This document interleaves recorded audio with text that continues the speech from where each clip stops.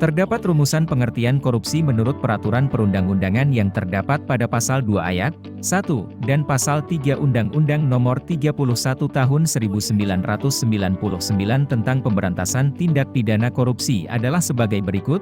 Pasal 2 ayat 1. UUD Nomor 31 Tahun 1999, setiap orang yang secara melawan hukum melakukan perbuatan memperkaya diri sendiri atau orang lain atau suatu korporasi yang dapat merugikan keuangan negara atau perekonomian negara. Pasal 3 UUD Nomor 31 Tahun 1999, setiap orang yang dengan tujuan menguntungkan diri sendiri atau orang lain atau suatu korporasi, menyalahgunakan kewenangan, kesempatan, atau sarana yang ada padanya karena jabatan atau kedudukan yang dapat merugikan keuangan negara atau perekonomian negara. Dengan demikian dapat disimpulkan pengertian korupsi menurut UU Nomor 31 Tahun 1999 tentang Pemberantasan Tindak Pidana Korupsi adalah perbuatan setiap orang baik pejabat pemerintah maupun swasta yang secara melawan hukum melakukan perbuatan memperkaya diri sendiri atau orang lain atau korporasi yang dapat merugikan keuangan negara atau perekonomian negara. Pada pejabat pemerintah biasanya terdapat unsur penyalahgunaan kewenangan, kesempatan, atau sarana yang ada padanya karena jabatan atau kedudukannya. Korupsi merupakan masalah paling krusial yang dihadapi negara dan bangsa Indonesia saat ini. Korupsi seperti sudah membudaya dalam kehidupan masyarakat Indonesia. Korupsi juga telah menghancurkan sistem perekonomian, sistem demokrasi, sistem politik, sistem hukum, sistem pemerintahan, dan tatanan sosial kemasyarakatan di negeri ini. Lalu apakah yang menyebabkan tindakan korupsi itu terjadi? Korupsi biasa terjadi karena beberapa faktor yang diklasifikasikan ke dalam 3 kategori besar, yaitu faktor ekonomi, politik dan sosial budaya.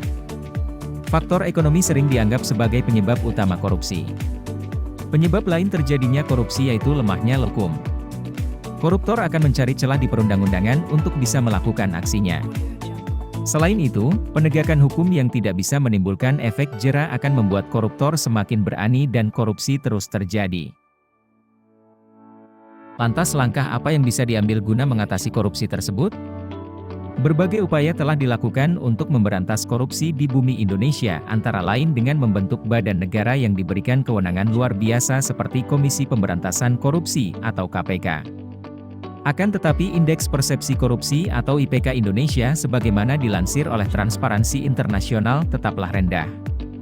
Menyikapi fenomena tersebut diperlukan suatu upaya yang holistik dalam pemberantasan korupsi baik dari segi aparat penegak hukum, kebijakan pengelolaan negara sampai ke pendidikan formal di sekolah.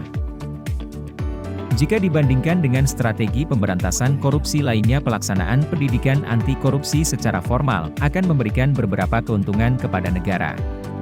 Perlunya pendidikan anti korupsi sebenarnya sudah menjadi bagian dari pendidikan nasional sebagaimana dinyatakan dalam Peraturan Menteri Pendidikan Nasional atau Permendiknas Nomor 22 dan Nomor 23 Tahun 2006 tentang standar isi dan standar kompetensi lulusan untuk satuan pendidikan dasar dan menengah. Dalam Permendiknas tersebut dinyatakan bahwa pengembangan sikap dan perilaku anti korupsi merupakan bagian dari kurikulum bidang studi pendidikan kewarganegaraan.